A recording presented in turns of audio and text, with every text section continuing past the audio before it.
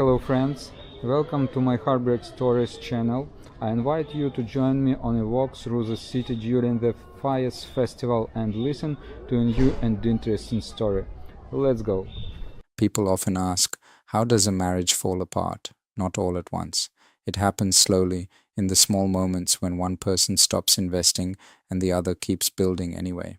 Today's story is about a man who saw the warning signs, said nothing, and spent 3 years preparing for the day his wife decided to make their divorce a public performance.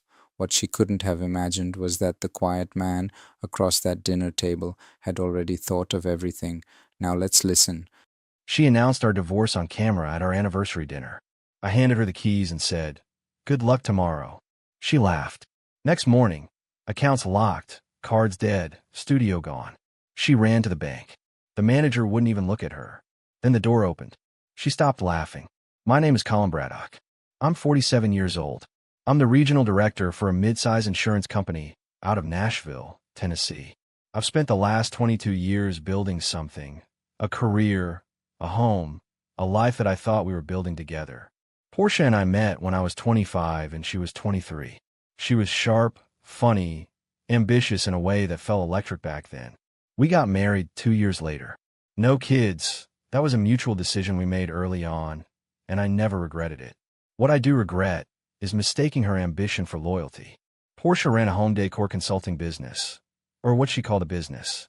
In reality, it was an Instagram page with a ring light and a schedule full of client appointments that somehow always ended at wine bars. She built a following. Tens of thousands of people watching her rearrange, throw pillows, and call a lifestyle brand. I supported it. Fully.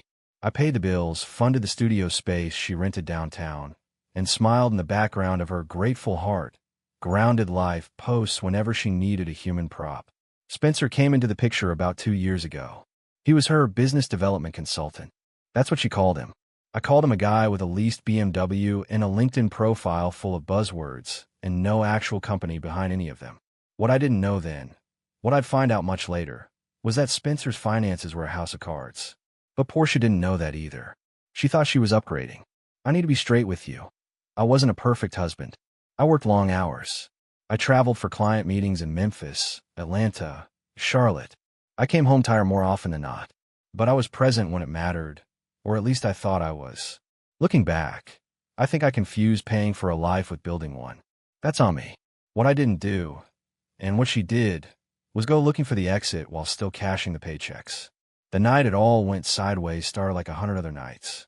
Portia had suggested we go to Hargrove's, a place downtown, white tablecloths, dim lighting, the kind of restaurant where the menu has no prices and the portions look like modern art. She said she wanted to celebrate our 20-year wedding anniversary. I booked the table. I bought her a bracelet, emerald-cut diamonds on a gold band. I even wore the gray suit she always said made me look like I had my life together. We were 40 minutes into dinner when she set down her fork and reached for her phone.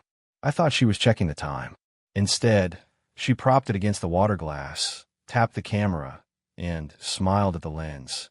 "What are you doing?" I asked, watching the little red recording light blink. She tilted her head, amused, just capturing the moment. We kept talking. The food was good. The wine was poured. And then, maybe 20 minutes later, she lifted her glass toward mine and set it. Casual. Conversational. Like she was ordering dessert. "Cheers," Portia said, eyes steady on mine. "We're divorcing. Already posted about it, actually." The words landed like a door slamming shut in a quiet house. I looked at her for a long moment. Her glass was still raised. The phone was still recording. A couple at the next table had gone quiet. I could feel it without looking. She wanted an audience. She'd built her whole identity around having one. I didn't raise my voice. I didn't reach for my own glass. I set my napkin on the table, reached into my jacket pocket, and pulled out the house keys. The full set, both copies. I placed them next to her bread plate, like I was leaving a tip. "Good luck tomorrow," I said quietly. Her smile flickered for just a second. "What does that mean?" I didn't answer. I stood up, tucked in my chair, left $400 on the table, and walked out through the front door into the cool Nashville night. Behind me, I heard her laugh, sharp, performative, meant for the camera. She thought it was a victory lap. She had no idea it was the starting gun. I didn't sleep much that night. Not because I was broken up about it. I'd had 3 years to process what was coming. I didn't sleep because I was running through the checklist one last time. Every transfer, every filing, every signature. Walter had drilled it into me. The difference between a good plan and a great one is the third review. So I sat in the kitchen of my rental apartment, the place I'd quietly moved half my personal belongings into 8 months earlier, and I went through the binder page by page until the sky outside turned gray. By 6:30 in the morning, I poured a coffee and sat back. Everything was in order. It had been in order for a long time. Now it was just a matter of watching the dominoes fall. Portia, I knew, would wake up to a different kind of morning. She had posted the video before I even reached my car the night before. I know because Dana texted me at 11:15, her sister, for years younger, the one person in that family with both a conscience and a backbone. Her message was short. She just went live. Announced it to 3,000 people. You okay? I typed back, better than okay. Watch what happens tomorrow. What happened was this. Portia woke up to a flood of comments, hundreds of them, telling her she was brave and bold and a queen reclaiming her throne. She soaked it in. She was already drafting a follow-up post, already building the next chapter of her public persona, the liberated woman shedding the boring insurance man who never understood her vision. Then her phone stopped working. Not a dead battery, not a drop signal. The device simply locked her out. Remote access revoked, carrier account restructured under the corporate plan I'd quietly shifted 3 months prior. She would have tapped it, restarted it, stared at the Apple logo cycling over and over. Then she'd have gone to her laptop. The joint account she used for her studio expenses, her spa appointments, her wardrobe hauls. Invalid password. She'd have tried to reset. Access denied. She'd have called the bank. Voice already sharp before anyone picked up. I imagined the customer service rep's pause when she gave her name. The careful, measured response. Ma'am, you were removed from that account yesterday at 4:51 p.m. Access has been revoked by the primary account holder. I wasn't there to see her face, but I've known Portia for 22 years. I know exactly what that silence sounded like. What she didn't know, what she hadn't bothered to find out in all the years she called my work just insurance stuff, was that 18 months ago, I had quietly launched a second venture underneath my professional role. A holding company, Aldercroft Management, LLC. Walter had helped me structure it cleanly across 2 states, with its own governance documents, its own advisory board, its own paper trail that stretched back further than our marriage had been unraveling. Every significant asset we had, the house, both vehicles, the downtown studio she operated out of, had been transferred into Aldercroft under retained usage agreements. Her name appeared on none of the deeds. She had signed off on the restructuring herself, twice, through routine DocuSign requests I'd sent during moments I knew she'd be distracted. She thought those emails were tax efficiency updates. She clicked approve without reading a single line. There was one more thing she discovered that morning, something I hadn't even planned, but which landed harder than anything I'd arranged. Her laptop search history showed she'd spent 40 minutes trying to access a credit application she'd submitted 6 months earlier. She had attempted to open a personal line of credit using my financial profile as a co-applicant, without telling me, without my signature, using an old power of attorney document from a real estate deal we'd done years back. The application had been automatically denied. Every asset she tried to list as collateral was already titled under Aldercroft. The bank system had flagged the attempt and forwarded a courtesy notice to my attorney. I found out about it that morning when my lawyer, Greg, called at 8 a.m. She tried to use you as a financial backstop 6 months ago, he said without preamble. I wasn't even surprised. I just told him to add it to the file. By mid-morning, Portia had launched a new post. She called it her Journey to Freedom series, a paid subscription, $9.99 a month, promising followers a raw and honest account of her path through divorce. She had it live within 4 hours of losing access to our accounts. She was already monetizing the wreckage. My attorney flagged it by noon.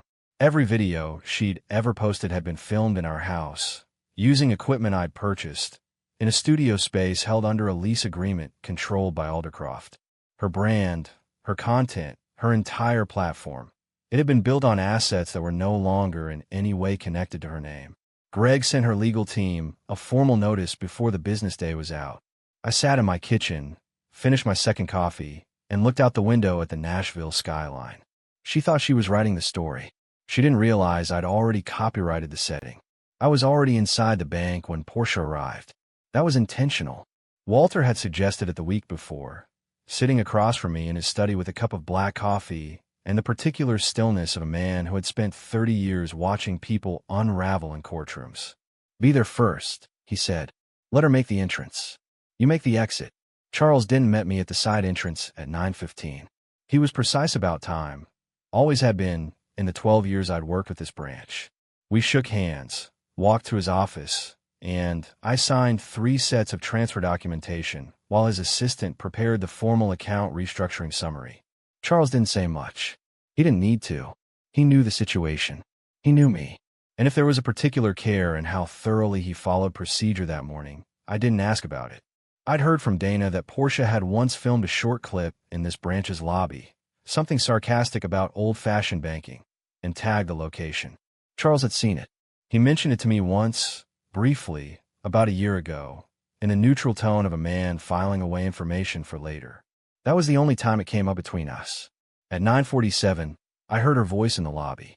She hadn't changed her approach from the day before, still the same performative volume, the same expectation that the room would reorganize itself around her presence. I caught fragments through the glass partition. "I need to speak to the manager. He knows who I am. This is completely unacceptable."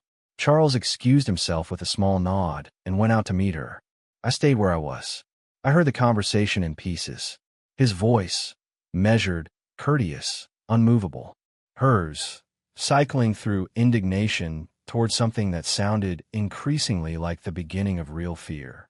He told her the accounts were under the authority of the primary signatory of the holding entity. She told him she was the man's wife. He told her that was no longer a qualifying status under the current structure. She demanded he call me. That was my cue. I buttoned my jacket, picked up the leather portfolio Walter had helped me put together, 2 years of documentation in one clean, organized package, and walked out of the office into the lobby. The room didn't stop. That's not how real life works. Tellers kept typing. A customer near the mortgage desk looked up briefly. But Portia stopped. She turned toward the door when she heard it open, and the moment she saw me, something shifted behind her eyes. Not fear exactly, more like the sudden vertigo of a person who realizes the floor is lower than they thought. I wasn't the man she'd left in that restaurant. I was wearing the charcoal suit I kept for regulatory meetings. No wedding ring. Walter stood just behind me, and to the left, 71 years old, silver-haired, with the quiet authority of someone who had once decided the fates of courtrooms. His presence alone changed the temperature of the room. "What is going on?" Portia demanded. Her voice dropped now, stripped of its audience quality. "Who is he?" "Walter Farrell," I said. "My attorney and advisor. He helped me structure the holding entity your accounts were attached to. You may have some questions for him." She turned to Walter. He looked back at her with the patient expression of a man who had seen exactly this moment 100 times before and was neither moved nor surprised by it. Charles stepped forward with the documentation. I signed where indicated. The transfers were confirmed. The account restructuring was complete. It had been complete for 48 hours, technically, but this was the formal close. I have to stop here for a second. She walked into that bank ready to fight, ready to demand, ready to win, and instead she found him already there, calm, prepared, with the retired judge standing beside him, not angry, not emotional, just done. That's not revenge. That's consequence. And there's a big difference between the two. Portia took a step toward me. "Colin, you need to explain this to me right now." I looked at her steadily. "I told you last night. Good luck tomorrow." I paused, then added, "It's tomorrow now." Her jaw tightened. She looked at Walter, then at Charles, then back at me. For the first time in longer than I could remember, Portia had no camera, no caption, no curated response ready. Just her, in a bank lobby, surrounded by people who were following a procedure she hadn't known existed. Walter touched my arm lightly, the signal we'd agreed on. We had another meeting in 40 minutes. I picked up my portfolio, nodded to Charles, and walked toward the exit. Portia called my name once. I didn't stop. I pushed through the glass door into the Nashville morning and kept walking. Behind me, the door eased shut on its hydraulic hinge. Quiet. Final. Exactly as planned. The night after the bank, I drove back to the rental and spread everything out on the kitchen table. Not because I needed to review it, I had it memorized, but because I wanted to see it laid out in front of me one more time. 22 years of a life, distilled into 43 pages of documentation. Walter had been the one to push me toward this 3 years ago. We'd been having dinner at his house. He and I went back further than most people knew, college acquaintances who reconnected when I started climbing in the insurance world and needed someone who understood both law and discretion. He poured a second glass of wine, leaned back in his chair, and said something I wrote down the next morning. A man who builds quietly is a man who keeps what he builds. I started listening more carefully after that. Aldercroft Management LLC had been registered 18 months before that restaurant dinner. Incorporated in Tennessee, with a secondary filing in Georgia, governed by a 12-page operating agreement that Walter had drafted and revised 3 times before we were both satisfied. The advisory board had 2 names on it besides mine, both longtime colleagues from the insurance industry, both aware of the structure, neither connected to anything in my personal life. I transferred the house first. It was the cleanest move, a straightforward title transfer to the LLC under a retained usage agreement that allowed Portia and me to continue living there as occupants. She had never asked why the mortgage correspondence started coming addressed differently. I told her once, casually, that I was restructuring for tax purposes. She nodded and went back to whatever she was editing on her laptop. The studio lease came next. I negotiated the renewal directly with the property management company and had the new agreement drawn up under Aldercroft. Portia signed the occupancy addendum herself, a single-page document I sent her on a Thursday afternoon while she was at a lunch meeting. She initialed 3 lines and texted me. Done. Was this necessary? I replied, just keeping things clean on our end. She sent back a thumbs-up emoji and didn't mention it again. The vehicles followed the same pattern. Both titles quietly refiled. Both insurance policies restructured under the corporate umbrella. All of it documented, all of it legal, all of it completely invisible to someone who had decided years ago that the business side of our life was my department. What I found that morning, forwarded by Greg from the bank's compliance desk, was the credit application. 6 months ago, Portia had submitted a request for a $180,000 personal line of credit, listing our home and her studio as collateral, using an old limited power of attorney document from a 2019 real estate transaction. The application had been auto-denied within 24 hours. Every asset she'd listed was already titled under Aldercroft. The bank system had flagged the attempt and generated a compliance notification. I sat at the kitchen table and read through the application twice. She hadn't told me, hadn't asked, had simply reached for something that wasn't hers to reach for and assumed the structure would hold her weight. That told me everything I needed to know about how she'd been thinking about our marriage for at least the past year and a half. I called Greg and told him to add it to the filing. Then I called Dana. Portia's sister picked up on the second ring. She sounded tired, the kind of tired that builds up when you've been watching a slow-motion disaster from the front row. She called me this morning, Dana said without any preamble. After the bank. She was furious. Said you ambushed her. I gave her the keys and said good luck. I replied evenly. That was the whole ambush. Dana was quiet for a moment. Then, carefully, she said, Colin, there's something I should have told you sooner. About a year ago, I saw some messages on her phone by accident. Between her and Spencer. I didn't read much. I didn't want to, but I saw enough. She exhaled. I should have said something then. I'm sorry I didn't. I let that sit for a few seconds. Dana, you didn't do anything wrong. She's my sister, she said. But what she did to you wasn't right. And I think she's been planning this longer than you know. After we hung up, I sat in the quiet of the kitchen for a long time. Outside, Nashville was doing what Nashville does in the fall. Gray skies, cold edge on the wind, leaves skittering across the parking lot below. I thought about what Dana had said, about how long this had been in motion. Then I thought about Aldercroft, about the 43 pages on my table, about Walter's voice saying a man who builds quietly is a man who keeps what he builds. I stacked the papers neatly, put them back in the portfolio, and made a fresh pot of coffee. She'd been planning her exit for over a year. I've been planning mine for 3. Greg called me at 8:15 on a Thursday morning, 3 days after the bank. Her attorney just contacted my office, he said. A man named Nolan Price. He wants to schedule a preliminary settlement discussion. What's his tone? Aggressive on paper, nervous underneath it. Greg paused. He's already found the post-marital agreement. I poured my coffee and sat down. How'd he take it? About how you'd expect. He's calling it procedurally irregular. He'll challenge it. He won't get far. The post-marital agreement had been drafted 2 years ago, reviewed 3 times by 2 separate attorneys, notarized, and executed through a certified DocuSign session.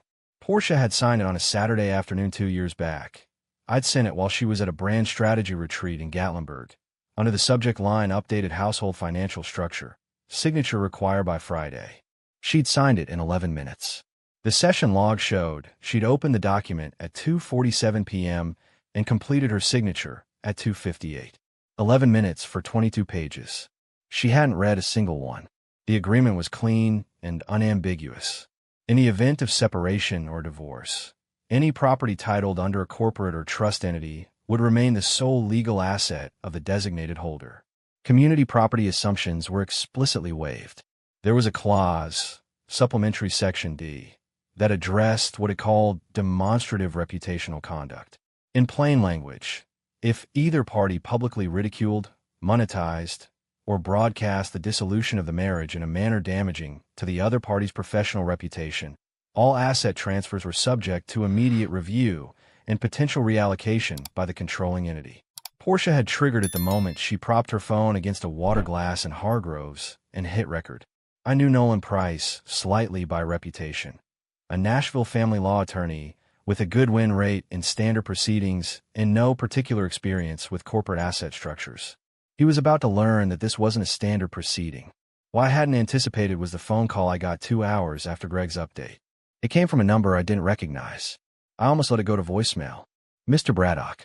The voice was male, careful. My name is Ellis Ward. I'm a licensed private investigator. I was retained by your wife approximately 6 weeks ago to conduct a financial background investigation on you. I set down my coffee cup. Go ahead. A pause. I think you should know that we have a mutual acquaintance. Walter Farrell and I worked together on a case about 8 years back. When your name came up in my client intake, I made a call. Another pause. I want you to know that every report I've generated has been forwarded to Walter's office rather than to Mrs. Braddock. I absorbed that for a moment. She paid you to investigate me. She did. 6 weeks of work. I billed her for all of it. His tone carried the faint satisfaction of a man who had done something he considered correct. She's been trying to locate hidden assets, specifically anything outside the Aldercroft structure. There's nothing to find, of course, but she doesn't know that yet. What has she told you about her plans? Enough, Ellis said. She's been discussing her situation with a group of friends. One of them, a woman named Petra, has apparently been encouraging her to go public with accusations of financial control and manipulation. There's talk of a media interview. I thanked him, ended the call, and immediately dialed Greg. 40 minutes later, I was sitting across from Walter in his study. I relayed both conversations. He listened without interrupting, his hands folded on his desk, his expression exactly the same as it always was, attentive, unsurprised, calculating. When I finished, he was quiet for a moment. Then he said, "She hired a man to find your vulnerabilities, and he called you instead. That tells you something about the quality of her judgment." "It tells me she's scared," I said. "Scared people make noise." Walter leaned forward slightly. "Let her make noise. Every public statement she makes goes into the file. Every accusation, every post, every interview she gives, all of it subject to supplementary section D." He paused. "What she doesn't understand is that the louder she gets, the less she ends up with." I drove back to the rental in the early afternoon. On the way, I passed the studio building downtown, the one Portia had called her creative sanctuary, the one she'd featured in 47 separate posts over 3 years. The lights were still on inside. She was still operating as if the ground hadn't moved. That was her pattern. Project confidence until reality caught up. Reality, in my experience, always caught up. Dana showed up at my door on a Sunday evening without calling ahead. She had a paper coffee cup in each hand and the expression of someone who had been rehearsing what they wanted to say for longer than the drive over. I let her in. We sat at the kitchen table. She put one of the cups in front of me and wrapped both hands around hers and looked at the table for a moment before she spoke. "I need to tell you everything," she said. "Not just the part one mentioned on the phone." I waited. She looked up. "About 18 months ago, I was at Portia's studio helping her set up for a client event. She stepped out to take a call and left her laptop open on the work table. I wasn't snooping. The screen was just there. But I saw the messages. She described them carefully, not word for word, but enough.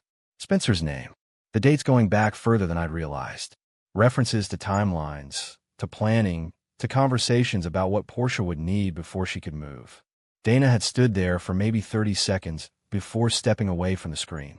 Then she closed the laptop and waited for her sister to come back inside. I confronted her that same week. Dana continued. Just the two of us. I told her what I'd seen. She denied it for about 5 minutes, and then she stopped denying it and told me it was complicated and that I didn't understand her marriage. Dana's jaw tightened. She asked me to stay out of it. And you did, I said. Not as an accusation, just a fact. For about a month. Dana reached in her coat pocket and set her phone on the table. She turned it face up and slid it toward me. On the screen was a forwarded email thread, her address in the send field, my personal email in the recipient line, dated 16 months ago. I sent you the screenshots. I didn't know if you'd seen them or what you'd do with them. I thought if you had them, at least you'd have the choice. I had seen them. I remembered the exact moment, sitting in my office with the door closed, reading through each one twice. It was the conversation with Walter that same evening that had accelerated the Aldercroft timeline. You gave me 14 months, I said quietly. Dana nodded. She looked tired in the way people look when they've been carrying something heavier than they let on. She figured out eventually that the screenshots came from me. She called me 3 days after the restaurant. Her voice flattened. She said I betrayed her, that I'd chosen a man over my own sister. I started to say something, but Dana held up a hand. I told her the truth, she said evenly. I told her I hadn't chosen you over her. I'd chosen honesty over her dishonesty. Those are different things. She picked up her coffee cup. She hung up on me. We sat quietly for a moment. Outside the window, the Nashville evening had gone fully dark. She's going to try to discredit you, I told her. Her attorney may bring up the screenshots and argue they were obtained improperly. Dana nodded. Walter already called me. We talked for 40 minutes. I'm prepared. That caught me slightly off guard. Not that Walter had called, but the quiet readiness in her voice. She wasn't scared. She decided which side of this she stood on, and she was standing there without flinching. One more thing, Dana added, almost as an afterthought. Spencer. I looked into him a bit after I saw those messages. Just publicly available stuff. His consulting firm has no registered business address. His LinkedIn lists 3 companies that don't appear in any state registry. She met my eyes. Whatever Portia thought she was getting with him, it isn't what she thinks it is. I already knew about Spencer's finances. Ellis had included a summary in the materials forwarded to Walter. But hearing it from Dana, watching her say it with the quiet resignation of someone who'd hoped her sister had made a better choice, made it land differently.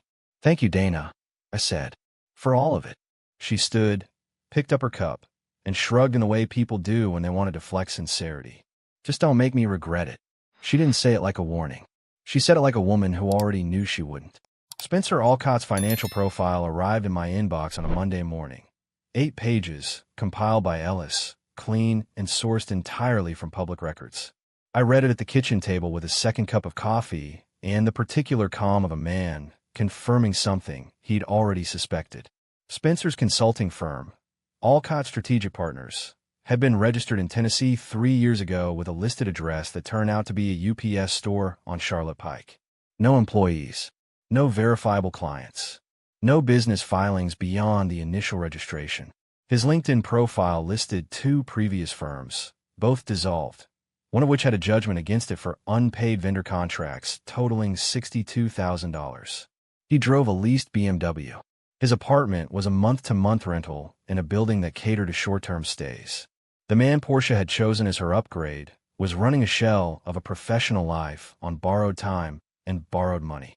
He had been, in all likelihood, watching our household for what he could attach himself to.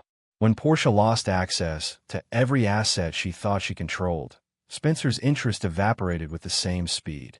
Dana confirmed it 3 days later with a single text. He's gone. Block her on everything. She found out through a mutual contact. I set the phone down and didn't feel anything in particular about it.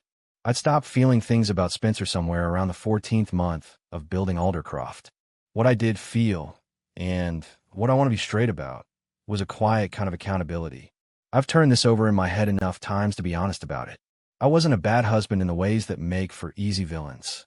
I didn't lie, didn't cheat, didn't disappear.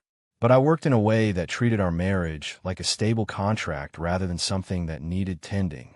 I came home with results, a good house, solid finances, a life that functioned, and I confuse function with connection. That's on me. It doesn't excuse what Portia did. But it's the part of the story I own.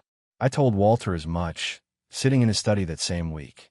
He looked at me for a moment before responding. A man who can say that without collapsing into self-pity, he said, is a man who's going to be all right. We moved on to practical matters. Greg had filed responses to Nolan Price's preliminary motions. Every challenge to the post-marital agreement had been met with documented evidence, the DocuSign session log, the attorney countersignatures, the notary records. Price's strongest argument was that Portia hadn't been given adequate time to review. Greg's response was simple. She'd been given 14 days' notice by email before the signing window opened. The document had been available for review the entire time.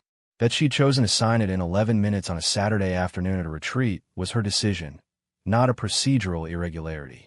The Journey to Freedom subscription series had generated $430 in its first week before YouTube froze the monetization pending the licensing dispute.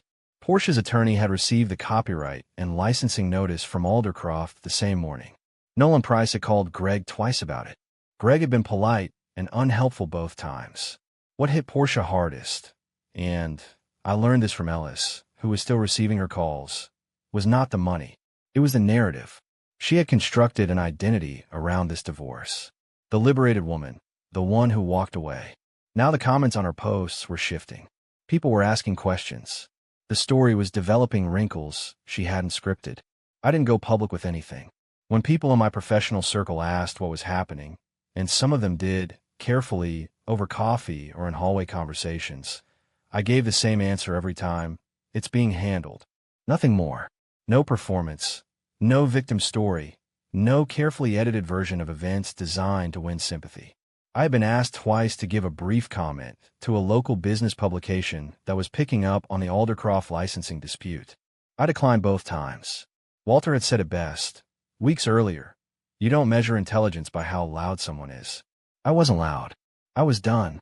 The formal revocation notice for the studio occupancy license arrived by courier on a Wednesday afternoon. A single envelope delivered to the building's management office, addressed to Portia Braddock, marked legal notice. Occupancy license revocation, Aldercroft Management LLC. I knew it had been delivered because the building manager called me, not Portia, to confirm receipt, as the operational instructions required. I thanked him, made a note of the time and date, and forwarded the confirmation to Greg. Portia had 15 days to vacate the studio premises. Everything inside, the furniture, the lighting rigs, the camera equipment she'd purchased through her joint account, the decorative inventory she used for client staging, all of it had been cataloged by Aldercroft's property management contractor 3 weeks earlier. Items purchased with joint funds were listed as potential assets subject to the ongoing audit. Items she could demonstrate were personally purchased with her own separate funds, of which there were very few, were hers to remove. She contested it, of course. Nolan Price sent a strongly worded letter to Greg's office arguing that the occupancy license revocation constituted economic harassment and violated Portia's right to operate her legitimate business. Greg's response was 4 paragraphs and 17 footnotes. The occupancy license was explicit. Aldercroft held the right to revoke with 15 days' notice upon breach of reputational conduct standards. The Journey to Freedom series, the public statements, the posts naming me in the context of financial abuse, all of it documented, all of it filed, all of it qualifying under the breach clause by the plain language of the agreement Portia had signed. Nolan Price did not file an injunction. He knew it wouldn't hold. What I hadn't expected, and what landed with more force than I'd anticipated, was the call from Portia herself. She didn't use her attorney. She called me directly, on a Thursday evening, from a number I didn't recognize. I picked up because I didn't know who it was. Her voice was different. Not the polished, performance-ready voice she used for her channel, and not the sharp, indignant voice she'd used at the bank. This was something underneath both of those, quieter, more ragged around the edges. "You're taking everything," she said. Not as an accusation this time. More like a statement she was still trying to understand. "I'm following the agreements," I replied evenly. "The ones you signed." A pause. "Colin, the studio is my livelihood." "It was your livelihood," I said. "It was operated on property controlled by a holding entity you signed off on. That's not something I can undo, and it's not something I'm going to." "Where am I supposed to go?" I kept my voice level. "That's a question you should have thought about before you propped a phone against a water glass and announced our divorce to 3,000 people." I paused. "I'm not saying that to be cruel. I'm saying it because it's the truth, and I think somewhere you already know it." She didn't respond to that. The silence stretched for several seconds. Then she said, very quietly, "Was there ever a point where I could have stopped this?" I thought about that honestly. "Probably not in the last 3 years," I said. "But maybe before that." That question hit me hard. Was there ever a point where I could have stopped this? That's not anger anymore. That's someone finally understanding what they lost. And his answer, probably not in the last 3 years, but maybe before that, that's not cruelty. That's just the truth. Sometimes the saddest part of a story isn't the ending. It's realizing exactly when the ending became inevitable. I didn't say anything else. She didn't either. The call ended without either of us hanging up dramatically. It just went quiet, and then it was over. I sat in the kitchen for a while after that. Not with satisfaction, not with grief. Just the particular stillness of a chapter closing on its own terms. The studio lights would go dark in 15 days. Nashville would keep moving. So would I. 3 weeks after the studio revocation, Nashville had its first hard frost of the season. I remember it because I was standing on the small balcony of my rental apartment at 6 in the morning, coffee in hand, watching the parking lot below go white and still. There was something clarifying about it. The way cold strips everything down to its essential shape. Greg called at 9 with an update on the settlement proceedings. Nolan Price had filed his final response to the post-marital agreement challenge. A family court judge had reviewed both submissions and ruled that the agreement was valid and enforceable. Community property claims were dismissed. The Aldercroft asset structure stood intact. Portia's share of the marital estate was limited to what she could demonstrate as personally acquired, which, after audit, amounted to her wardrobe, her personal vehicle purchased 4 years ago with an inheritance from her grandmother, and a savings account in her name alone containing $11,000. 22 years of marriage. $11,000 in a closet. I didn't feel triumphant about that. I want to be clear on that point. I felt the particular weight of something that had been necessary and was now done. The way you feel after a long, demanding project reaches its final filing. Not celebration. Resolution. Walter came by that afternoon. He sat in the one good armchair I'd brought from the house and accepted the coffee I poured him and looked out the window at the frost-pale street below. "You could have come out of this louder," he said after a while. "Not as a criticism, just an observation." "I know," I replied. "Some men would have." He turned the cup in his hands, posted their side of it, made sure people knew what she'd done, what she tried to do with that credit application, what Spencer turned out to be. He paused. "You didn't." "No," I agreed. He nodded slowly. "That's the part of this that mattered most. Not the structure, not the legal work, though those were sound. The part that mattered was that you didn't become what she wanted you to be. She needed you to be the bitter, vindictive husband. It would have made her narrative work." He set down his cup. "You refused to play the role." I thought about that for the rest of the day. The Journey to Freedom channel had gone quiet 2 weeks earlier. YouTube had not restored monetization following the Aldercroft licensing dispute. And without the income stream, and without the studio backdrop that had defined her brand aesthetic, Portia's content had dried up. Her follower count had dropped steadily as the silence extended. The comments on her last post, a vague caption about transition and growth, posted from what appeared to be her mother's living room, were a mix of confused loyalty and quiet abandonment. Spencer had not reappeared. Ellis confirmed he'd relocated to Atlanta, where he had apparently found a new consulting arrangement with a woman who ran an event planning company. I noted that detail and filed it away without any particular feeling attached to it. Dana called me that same week. She sounded lighter than she had in months. Still tired, but lighter. She reached out to me. Dana said, "Portia." She asked if we could talk. "What did you tell her?" I told her yes, but that I needed some time first. A pause. I'm not ready to pretend nothing happened. But she's still my sister. I'm not going to cut that off permanently over something she did to someone else. Another pause. Is that okay with you? Dana, I said, you don't need my permission for your own family. She laughed. The first real laugh I'd heard from her in a long time. I know. I just wanted you to hear from me first. I made my decision that same evening. I've been turning it over for weeks, the way you turn over a question that doesn't have a wrong answer, just a better one. I called a real estate contact in Knoxville, a man I'd worked with on a commercial property deal 2 years back, and told him I was looking for something with land. Quiet, not too far from the mountains. He called back the next morning with 3 options. I wasn't running. I want to be straight about that. Running is when you leave before you've finished what needed finishing. I was leaving after. That's a different thing entirely. I told Greg to proceed with the final divorce filing. I told Walter I'd have a forwarding address within a month. I sat at my kitchen table that night with a legal pad and wrote down, for the first time in years, a list of things I wanted, not things I needed to manage or protect or hold together. Things I actually wanted. It was a short list. That felt right. The divorce was finalized on a Thursday in late November. Greg handled the courthouse appearance. I wasn't required to be present. I was in my car driving east on I-40 toward Knoxville when my phone buzzed with his text. Done. Clean. Congratulations on the other side of it. I pulled over at a rest stop east of the city, got out, and stood in the cold air for a few minutes. The Smoky Mountains were just visible on the horizon, blue-gray, patient, enormous in a way that makes human complications feel appropriately small. I stood there long enough to let the moment be what it was. Then I got back in the car and kept driving. The property in Knoxville was 11 acres on the eastern edge of the city, a craftsman-style house set back from the road, mature oaks along the front boundary, a creek running along the southern edge of the land. I'd signed a purchase agreement 10 days earlier. The house was in my name, through Aldercroft, held cleanly, and simply with no complications attached. I'd spent the previous 2 weeks transferring my personal belongings from the rental in stages. Not much. I'd left behind more than I'd taken, which was intentional.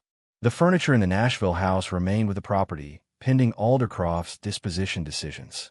I took the things that were mine in the way that can't be documented on a deed, a set of tools my father had given me when I turned 30, 3 boxes of books, the leather portfolio Walter had helped me put together that first year of building Aldercroft, and the charcoal suit I'd worn to the bank, which I folded and put in the back of the closet of the new house and didn't plan to wear again for a long time. Portia's final public post went up the week after the divorce was finalized.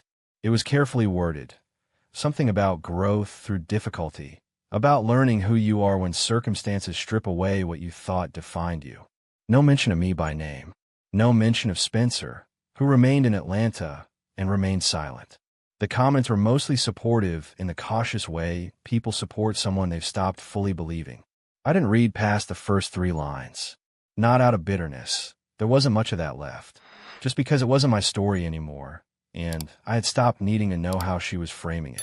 What I thought about on that drive east was something Walter had said during one of our last conversations before I left Nashville. We'd been sitting in his study. The same study where 3 years ago he'd said a man who builds quietly is a man who keeps what he builds. And he'd looked at me the way a man looks at someone he's watched go through something real and come out the other side still standing. You never went public, he said. Not once. Not a single statement. Not a comment. Not a reaction. In 20 years of watching how these things go, I can count on one hand the number of men who had that kind of discipline. I told him I hadn't felt disciplined. I just felt clear. He smiled at that. The rare, deliberate smile of a man who doesn't use them carelessly. That, he said, is what discipline feels like when it becomes second nature. 2 months after the move, I was standing on the back porch of the Knoxville house on a Sunday morning, coffee in hand, watching the creek move through the oaks at the bottom of the property. The water was low that time of year, moving quietly over the smooth stones, unhurried. Dana texted that morning. Just a photo of a hiking trail she'd found near her place in Franklin. No caption. I sent back a thumbs up. She sent a laughing emoji. That was enough. I thought about the list I'd made on the legal pad, the short one, the things I actually wanted. I checked off 2 of them already. There was time for the rest. The creek kept moving. The oaks stood where they'd been standing for decades. The mountains sat on the horizon, blue and steady, the same as they'd been the morning I drove east and the same as they'd be long after any of this mattered. I finished my coffee, went inside, and started the day. So, Colin didn't shout, he didn't post anything online, he didn't try to win the argument in public, he just built something solid, waited, and let the truth do what the truth eventually always does. It showed up. And I think that's the part of this story that stays with me the most. Not the legal structure, not the documents, not the moment she froze in that bank lobby. It's the discipline, the decision to stay quiet when everything in you wants to react. That's harder than most people realize. I hope this story gave you something to think about today. If it did, share it with someone who needs to hear it. And thank you, genuinely, for spending this time with me and with Colin's story. Take care of yourselves, and I'll see you in the next one.